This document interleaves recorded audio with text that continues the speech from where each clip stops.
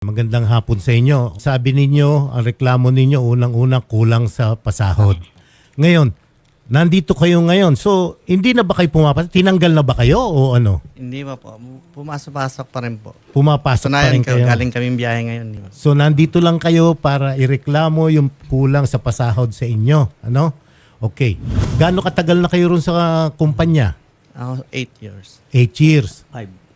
Yung pinakamababa rito, yung pinakabago, ikaw, ilan? 19 months. 19 months. Lahat kayo regular na? Regular. Maliban sa sweldo, ano-ano mga tinatanggap nyo na nakakatanggap ba kayo ng 13-month pay? Meron. Meron naman. Kayo ba kinakaltasan o nagbabayad ba kayo sa SSS? Meron naman. Meron Okay. naman po. Nade-delay lang. So, delay ang, lang, delay. Yung iba na-delay, yung less na-delay na ata. alin ang delay? Yung last month na ano. Last yung na hulog ilang niya, months lang May, na-delay na. April. Hindi pa nahuhulog. Yung sa SSS ninyo. Na-verify nyo na ito sa SSS. Okay. Ano pa? Ano pa mga benefits na binigay sa inyo? Pag-ibig PhilHealth, wala. Wala kayong pag-ibig, PhilHealth. Okay. Tapos sabi ninyo, kulang din, walang bayad ang overtime. Meron naman po. Kaso, Meron. 10 hours muna. 10 hours lang. Pero anong aktual na tinatrabaho ninyo? Ito, 5. 10 hours. Ano po? More than 10 hours? Hindi, yung 10 Pagka oras lang lumagpas ako. po sa 10 hours, Saka lang yun na overtime. yung overtime po. Pagkalagpas ng 10 hours, doon pa lang Apa. nag-overtime. Oras ng trabaho, paano? Anong oras kayo nagre-report? 8 ng umaga. Kasi driver, ano yan? Pagpasok nyo, may mga delivery na handa na ninyo. Di ba? Apo. Tapos kayong mga kapahinante, sasama kayo sa delivery. Tapos, pagbalik noon hapon, tapos na yung delivery, naka-standby pa rin kayo. Handa pa rin mag-deliver. Okay. Deliver. Attorney Marvin Mesia, magandang hapon po. Magandang hapon din po. Siguro naman po, narinig niyo po, Panyero, kung ano yung mga reklamo nila. Una-una, parang underpayment daw, tsaka yung overtime nila, hindi rin daw nababayaran ng husto. Ano po ba ang masasabi ninyo tungkol dito? Maraming salamat po, Attorney Tungol, sa pagkakataong binigay niyo po sa amin para magbigay ng aming panig sa Opo. usapin. Narinig po namin, Attorney Tungol, yung mga sinabi ng mga guest niyo dyan sa inyong studio. At kami naman po dito sa Tongfe, bukas na makipag-usap at makipag-dialogo sa kanila. Opo.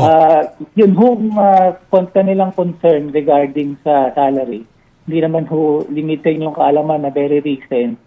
Nagkaroon tayo ng wage increase. Bungat po nung pag-issuance ng ating Regional Wage Board ng NCR ng karagdagang arawang sahod. So, yung kumpanya nagkakaroon lang ng konting adjustment sa kanilang accounting para hindi naman din lahat kayang ipatupad agad. So alam namin na dapat ipinatupad na yun kung hindi ako nagkakamali nung nakaraang itong July. Yan 18. Yan po yung direktiba ng ating wage board. Subalit makakaasa ko kayo na ginagawa ko natin yung ating magagawa sa abot ng ating makakaya para ipatupad ho yung mga regulasyon at saka mga direktiba ng Department of Labor. Tungkol naman ho, attorney, doon sa kanilang sinasabi regarding overtime. So, Tongfe, ito po ay isang tracking company. Yung kanya minsan yung mga driver ho natin na iipit sa traffic at kaya na mahaba yung kanilang oras ng trabaho. So, sila naman din ang nagsabi na nababayaran naman yung kanilang mga overtime. Pagdating naman doon sa mga benepisyo, isa din yan sa tinanong ko doon sa may-ari, si Ginongsi. Sabi niya naman sa akin, ginarantyahan niya na yung mga mandatories natin updated. Siguro kailangan lang natin na buksan yung ating linya ng komunikasyon doon sa ating mga kaibigan dyan na nagtungo sa inyong tanggapan o sa inyong programa para may paliwanag sa kanila yung kung paano nagko-comply po yung ating management dun sa kanilang mga mandatory benefits naman. Maraming salamat naman, Attorney. At dininig po ninyo at gumagawa po kayo ng mga paraan para ma-resolve itong mga reklamo nila. Ganito po, Attorney, mahirap po kasi kung kayo lang po ang mag-uusap, ano. Ang pinakamaganda po nito is i-repair natin po sa labor po para for SENA, ano, yung sa single entry muna approach, ano, para doon po mag-usap po kayo before the labor department. Sila po ang magkwekwenta kung ano ang karapat-dapat na ibabayad sa inyo na sweldo, kung ano rin po ang karapat-dapat na ibabayad sa inyong overtime pay. Sila po ang magtatala nun po. Harapan po kayo ron.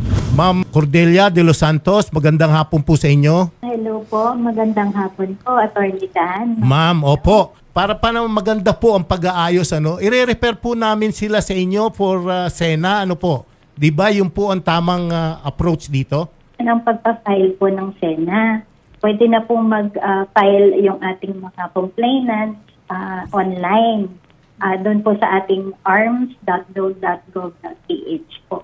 Actually, Attorney, pinatabayanan ko na nga din po kasi itong pagpa-file nga po ng mga complainants natin para po agad po ay ma-schedule po natin. At maganda naman po at si Attorney Marvin naman po at ang pamunuan po ng Tongpay ay open naman po para makipag-usap. So, bali, bibigyan na lang po namin sila ng notice kung kailan po yung schedule para po maka-attend po sila doon Tama sa po yun. conference po under single entry.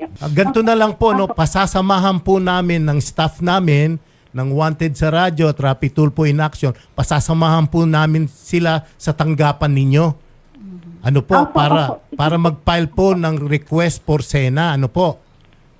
Sige po. Opo. Para diretso na po, bumiretso na kayo ron, sasamahan kayo ng staff namin at yun, mag-file kayo ng tinatawag na request for mediation yan SENA.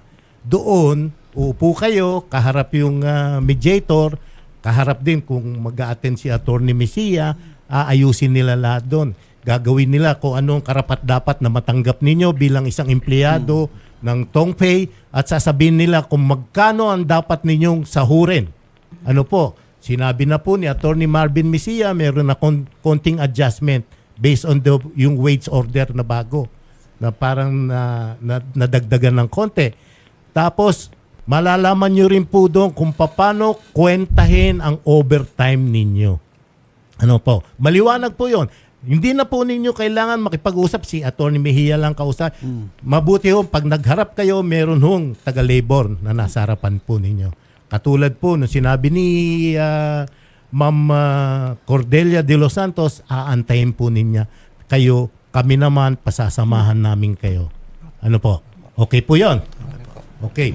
Attorney Mejia, Yes, sir. Attorney, pasasamahan po namin sila sa Dole, doon po sa Kamanaba Field Office, ano? Magpa-file po sila ng request for SENA, ano po? At ang sabi naman po ni Ma'am Cordelia, padadarahan din po kayo ng notice kung kailan kayo maghaharap doon. Opo, maraming salamat po ulit sa pagkakataon, Panyero. Opo. At asa po kayo kami pakikipagtulungan sa Dole at salamat sa inyong inyong programa at naging tulay para malutas itong mga suliranin ng ating mga kaibigan dyan sa inyong himpilan ngayon. No? Okay. Panyero, kami rin nagpapasalamat at mabilis yung response ninyo. Kasi usually pagka ganyan, halos hindi kami sinasagot yung mga tawag namin. Kami naman po ay natutuwa. Pag tawag namin, merong kagad representative yung kumpanya at humarap. Moving forward, aasahan po namin, pasasamahan namin kayo at ipapalo up po namin to. At kung meron man magandang resulta, ay pakibalitaan lang po kami. Ano po? Maraming salamat po. Attorney Marvin Mejia, maraming salamat po muli. At Ma'am Cordelia, maraming salamat din po. Asahan niyo po, darating po dyan itong mga kababayan natin at ang staff ng Rapid Tulfo in Action. Ano po? Maraming salamat po uli sa inyo. Sir, kayo po ay sasamahan namin para makapagsena at tuloy-tuloy hanggang 3 conference to. So, sasamahan kayo ng staff hanggang makuha po ninyo yung mga bayad mula po dito sa Tongpay. Maraming salamat po sa tiwala Maraming kay salamat po Salamat sa po. pagtitiwala ninyo. Ano po? Okay po. Ayan. Magandang hapon po sa inyo.